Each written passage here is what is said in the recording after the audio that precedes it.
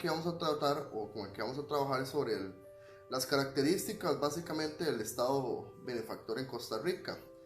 Este periodo va a surgir desde 1949 y 1980, aunque algunos historiadores tratan de abarcar la historia mencionando desde 1950 hasta 1980.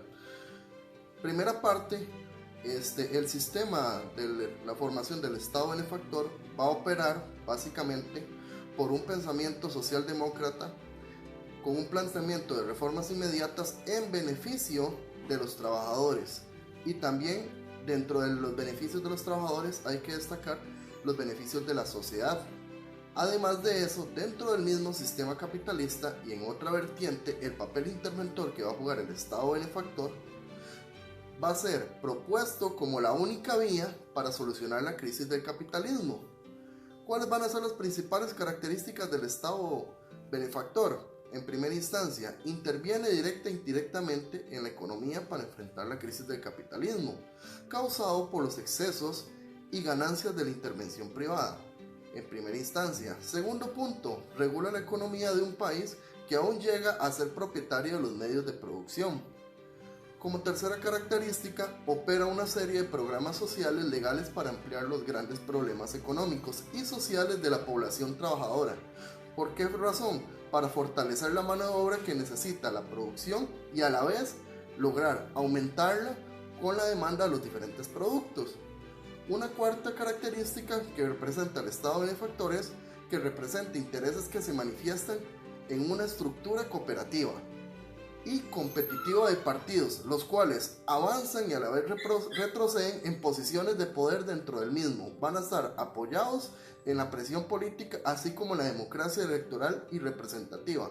En este caso es donde vamos a ver la situación del bipartidismo, muy claramente expresado por el Partido Liberación Nacional y el Partido Unidad Social Cristiana.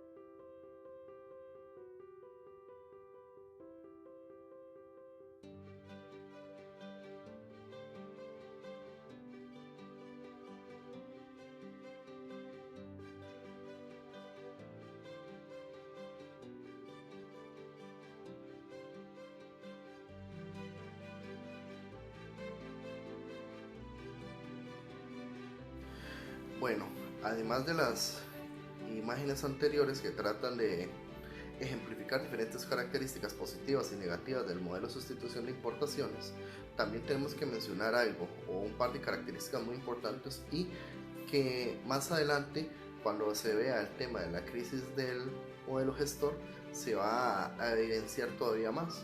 Vamos a tener el arribo del capital extranjero y la migración del campo a la ciudad, migración de muchas personas. Además de eso, hay que recordar también que una de las decisiones muy importantes en materia política va a ser la consolidación, o mejor dicho, la nacionalización bancaria. ¿Por qué razón? Porque la banca en su totalidad va a controlar y modificar la estructura política y económica del país. ¿De qué forma?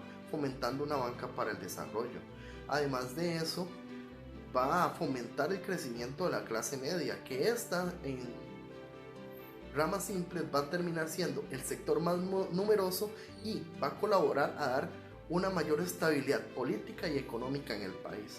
También hay que recordar, como anteriormente estuve mencionando, la consolidación de los partidos políticos, como por ejemplo el Partido Unidad Social Cristiana y el Partido Liberación Nacional, que estos van a dominar de manera casi absoluta la vida política nacional del país.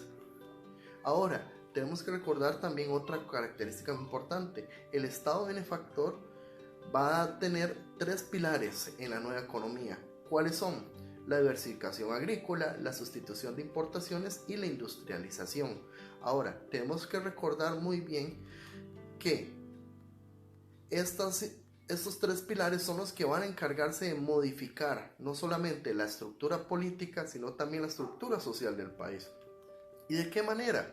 En primera instancia tenemos que recordar que la Comisión Económica para América Latina, CEPAL, junto con la Organización de las Naciones Unidas, el Fondo Monetario Internacional y el Banco Mundial, van a crear diferentes estrategias para que el país ingrese a la economía todavía de manera más activa y que no solamente dependa de los dos productos que anteriormente habíamos mencionado, que son el banano y el café, por ejemplo, que va a pretender conformación de mercados más amplios, una mayor cantidad de intercambio de productos, la construcción, o mejor dicho, constitución de nuevas empresas, tales como van a ser Herbert, Firestone, National, Sylvania, entre otros, y también la coordinación de las estrategias de desarrollo.